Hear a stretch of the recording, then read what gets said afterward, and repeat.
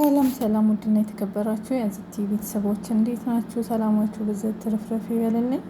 በጣም ያሳዝናል። ይሄ ልጅ እንግዲህ እንዲህ እያለቀሰ ዛሬ መቅዲ ጋርም ቀርበዋል ማለት ነው።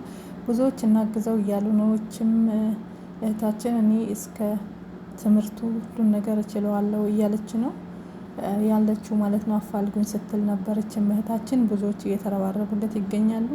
አሁንም አብረን እንረባረብለት ማለት ነው። በጣም ነው በቃ የሚያሳዝነው። የሚናገረው እንግዲህ እንደተናገረው መቅዲ ጋር ሰምታችሁት ይሆናል።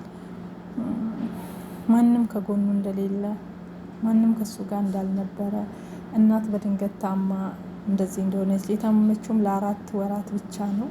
እንደ ድንገት የተቆፈረ ጉድጓድ ላይ ወድቃ ነው የተባለ። እናንተ ይሄ በመውደቅ ምክንያት ሰዎች ህይወታቸው የሚያልፈው ምንድን ነው ግን? ምን አይነት ዳቢሎስ ነው እንደዚህ እያደረገ ሰበብ አድርጎ የሰው ህይወት የሚነጥቀውና በጣም በሚያሳዝን ሁኔታ ነው የሰማነው ማለት ነው። ሁለተኛ መረጃ ደግሞ የእዝችን ዛህራን ታቋታላችሁ። የዛህራ ገዳይ ማለት ነው ባሏ የሞት ፍርድ ተፈርዶበታል ማለት ነው። ዛህራ የልጆች እናት ስትሆን ዛህራ ፍርድ ቤት እንግዲህ በዛሬው ዕለት ማለት ነው የሞት ፍርድ ፈርዶበታል በባሏ ላይ ማለት ነው። ባሏ በጭካኔ በተሞላበት ማለት ነው ነፍሰ ጡር የ6 ወር ነፍሰ ጡር የሆነችውን ባለቤቱን ነው ህይወቷን እየነጠቀው ማለት ነው። በጣም በሚያሳዝን ሁኔታ ማለት ነው። እና ዛሬ ዕለት እንግዲህ የሞት ፍርድ ተፈርዶበታል ማለት ነው በሱ ላይ። ልጆች ህይወት በጣም ያሳዝናል። ትናንሽ ልጆች አላት። ዛህራ ማለት እቺ ናት እንደምታዩት። ሁላችንም ፍትህ ለዛህራ ስንል ነበረ። እዚህ ጋር 2 ልጆች እንደምታዩ፣ 3ኛ የ6 ወር እርጉዝ ነበረች። ባል ተብዬው ይሄ ነው ማለት ነው እንግዲህ ነፍሰ ጡሯን ሴት ነው ቀጥቅጦ ህይወቷን የነጠቀው ማለት ነው። የ6 ወር ነፍሰ ጡር የሆነችው ዛህራ አሁን የሞት ፍርድ ተፈርዶበታል ማለት ነው። እሰይ እንኳን ተፈረደበት። ምክንያቱም ልጆቹ ግን በጣም አሳዝነውኛል። እናትን አባትን በዚህ በለጋ እድሜያቸው ማጣታቸው በጣም ያሳዝናል። አባት ሲጀመር ቢኖርም አይጠቅምም። እንደነሱን ቢወድ እናታቸው እንዳትሞት ይፈልግ ነበረ። በጭካኔ እችን የመሰለች ቆንጆ የምታሳዝን ሴት ህይወቷን እንደዚህ አይነጥቅም በጭካኔ በተሞላ ብቻ ያሳዝናል። ኢትዮጵያን ማለት ነው። እና ይሄ ፍርድ ትክክለኛ ፍርድ ነው ላለውኝ ዛህራ ነፍስሽ በአጸደ ገነት ትኑር። የእሱን ፍርድ ትክክለኛ ነው። እንኳን ተፈረደበት ነው ምለው ማለት ነው። እና ወደ መጀመሪያው መረጃችን ስንሄድ ይህ ወንድማችን ካሊድ እንግዲህ ታዳጊው፣ ሁላችንም እጃችንን ተባብረን ካሊድን መርዳት አለብን። አንደኛ ቤቱ መሰራት አለባቸው በዘላቂነት።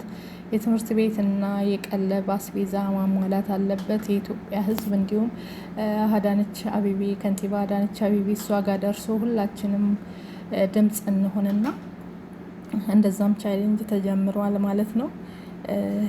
ለወይዘሮ አዳነች አቤቤ ለነዚህ ልጆች አንድ ኮንዶሚኒየም ባለ 1 መኝታ እንኳን ቢሆንም ለነዚህ ለ3 ልጆች እንድትሰጣቸው ሁላችንም ጥሪ እናቅርብ ማለት ነው። ምክንያቱም እነዚህ ልጆች የአገር ተረካቢ ናቸው በኋላ ላይ። አሁን አባትም እናትም ምንም የላቸውም። ይሄ ራሱ ህፃን ነው። ወላጅ የሚያስፈልገው ልጅ እንደ ወላጅ ሆኖ ታናናሾቹን ሊያሳድግ ነው። ስለዚህ ኃላፊነት የተጣለበት በካሊድ ላይ ነው በእነዚህ ህፃናቶች። እና ሁላችንም እጃችንን እንዘርጋላለው ለካሊድ ለወንድማችን። ልጆቹን እናሳድግ 5-10 እያል ሳንጨክን ተባብረን ልጆቹ እንዲያድጉ እናድርግ። እንዲሁም የእነዚህ ልጆች ቤተሰቦችም ቢረዱ እነዚህ ህጻናቶች መንግስት ወስዶ ቢያሳድጋቸው ደስ ይለኛል። ምክንያቱም 2 ህጻናት ናቸው። በጣም እንደምታዩ እናቷየው ጋር ያሉት እነዚህ አባትንም እናትንም አጥተዋል። አሁንም ዘመድ ጋር እንዳሉ ነው፣ የእናትየው ዘመድ ጋር እንዳሉ ነው የተነገረው ማለት ነው። እነዚህ የዛህራ ቤተሰቦች ጋር ነው ያሉት እነዚህ 2 ህጻናቶች። ስለዚህ እነዚህ ልጆችም መንግስት ቢያሳድጋቸው ደስ ይለኛል። ምክንያቱም ለምንድን ነው ካላችሁ ምንም አስተማማኝ ነገር የላቸውም እነዚህ ልጆች። አሁን ያሉበት ሁኔታ በጣም ከባድ ሁኔታ ነው ማለት ነው። ስለዚህ ለዚህ ሁላችንም ድምፅ እንሆናቸው፣ ለነ ካሊድ ቤተሰቦች ድምፅ እንሆን። መጀመሪያ የካሊድ ቤተሰቦች ናቸው የሚያስፈልጋቸው። ምክንያቱም ካሊድ ከጎኑ ሰው የለውም። አባት አልፈልግም ብሎ ልጆቹን የራሱን ህይወት እየኖረ ነው ያለ። እየተጎዱ ያሉት ደግሞ እነዚህ 3 ህጻናቶች ናቸው፣ ካሊድ እስከ 2 ወንድሞቹ። ስለዚህ ለካሊድ ሁላችንም እቤት እንዲሰጠው ጥሪ እናድርግለት ማለት ነው። አዲስ አበባ ኮንዶሚኒየም እንግዲህ ቆርቆሮ በቆርቆሮ ቤት የሚያፈስ ቤት ነው። ሁላችንም ቤቱን አይተናል፣ የነ ካሊድን ቤት ሲኖሩ የነበሩበት። በአሁኑ ሰዓት ደግሞ ወላጅ ያላቸው ልጆች እንኳን እየታገቱ ብዙ ነገር እየደረሰባቸው ነው እንዳያችሁት ማለት ነው። እንኳን ወላጅ የሌለው ልጅ ይቅርና ማለት ነው። ስለዚህ ለእነዚህ ልጆች ደግሞ መደረስ ስላለብን ሁላችንም እንድረስ፣ ሁላችንም ድምፅ እንሆንላቸው ነው ብለው እንደኔ ማለት ነው። ለካሊድ ቤተሰቦች እያንዳንዳችን ድምፅ እንሆን እና ቤት እንዲሰጣቸው እናድርግ፣ ኮንዶሚኒየም እንዲሰጣቸው፣ እንዲሁም ሞግዚት ታማኝ ትልቅ ሴት እናት የሆነች ሴት እንደ ልጆቿ የምታሳድጋቸው ወይ የእናቷ ዘመድ ካለች አብራ የምትኖር ሴት እንደዛም ያስፈልጋል። እነዚህ ልጆች ልብሳቸው ማን ያጥባል? ምግብ ማን ይሰራል? ይሄ ልጅ ምን ከምን ያደርጋቸዋል? ራሱም ሕፃን ነው። እናቱንም በዚህ እድሜው እንግዲህ እናቱንም እያስታመመ ብዙ ነገር እየደረሰበት ነው ያለ። የ14 ዓመት ልጅ ነው እሱ ራሱ በዚህ እድሜው ብዙ ኃላፊነትን ስለወሰደ ለዚህ ሁላችንም ድምፅ እየሆንን ለካሊድ እና ለወንድሞቹ አሳዳጊ ሞግዚትና ቤት እንዲሰጠው ሁላችንም ድምፅ እንሆን እላችኋለሁ። ብዙዎች እጃቸውን እየዘረጉ ነው ያሉት። ዘላቂ መሆን አለበት። ይሄ ጊዜያዊ ነው እስካሁን እየተደረገ ያለው። ስለዚህ ዘላቂ ነገር እንዲገኝ ሁላችንም ድምፅ እንሆንና በተለይ ከምንም በላይ እቤት እንዲሰጠን ድምፅ እንሆን። እቤት ማግኘት አለባቸው።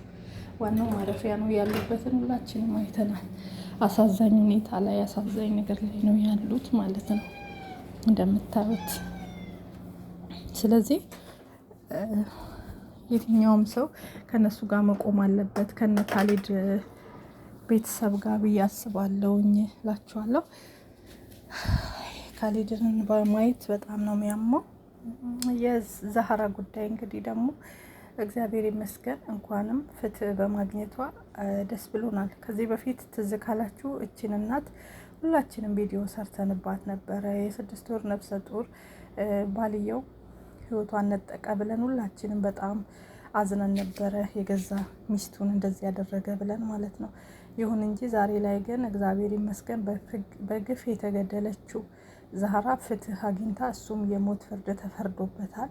እሰይ እንኳን ተፈረደበት። አንድ ጥያቄ ያለኝ እኔ ኢትዮጵያ ውስጥ የሞት ፍርድ ተፈረደባቸው ይባላል እንጂ የእውነት እነዛ ሰዎች ተገደሉ ሲባል ሰምተንም አይተንም አናውቅም። ይሄን ነገር ያየ የለም። ብዙዎቹ የተፈረደባቸውን ሰምተናል፣ ግን በህይወት አሉ። ተፈረደ እንጂ በፍጹም ምንም አልተደረጉ። ይሄን እንዴት ታዩታላችሁ? ስለዚህ አስተማማኝ ነው ማለት ይቻላል። እውነት ይሄ ነገር እየተፈጸመ ነው ወይስ የውሸት ብቻ ነው ይሄ ነገር የሚደረገው? ይሄን እንግዲህ ሀሳብ ለእናንተ ትቻለሁ። ምክንያቱም ብዙ መናገር አያስፈልግም። ይሄ ያው የምንሰማው ነገር ይሄ ነው። እውነቱን አላየንም ሁላችንም ማለት ነው። ሰው በጣም ጨካኝ ነው፣ በጣም አረመኔ ነው። ይሄ ሰውዬ ህይወቷን የነጠቀው ሰበቡ ምንድነው? ምግብ ለምን አልሰራሽም ነው ምናምን በዛ በሚል ምክንያት ነው የተባለ። በተልካሻ ነገር ነው እንግዲህ ገብቶ ጭንቅላቷን ሲላት ነፍሰ ጡሯ ህይወቷ ያለፈው በማይረባ በልከስከስ ነገር፣ ያውም የልጆቹ እናት ልጆቹ ፊት ለፊት ላይ ማለት ነው። እና ከእንደዚህ አይነት ነገር ፈጣሪ ይሰውራችሁ ይሰውረን ማለት ነው። ፍትህ ደስ ብሎናል። እንዲሁም ስለ ሌላ ደግሞ ንርሰቦ ነገን እንግዲህ እሁድን በሰላም ወደ ሀገሯ እንደምትገባ ዛሬም ከኤምባሲ የተሰጠ መረጃ መግለጫ አለ። አይታችሁ ሊሆን ይችላል። መግለጫ ወጥቷል ማለት ነው። ሌላም በሰላም ገብታ ለሀገሯ ለቤተሰቦቿ ያብቃት ፈጣሪ። ሁላችንም ጸሎት እናድርግ። ከእስር እንደተፈታችና በአሁኑ ሰዓት ላይ ሪያድ ያለው ኤምባሲ እንደምትገኝ እየተነገረ ነው ያለ ለነገ በረራ። እግዚአብሔር ይመስገን። ይሄም አስደሳች ዜና ነው ማለት ነው። እና ሰላማችሁ ይብዛ። ወዳችኋለሁ። ላይክ፣ ሼር፣ ሰብስክራይብ አድርጎ ሀሳብ አስተያየት ስጡ።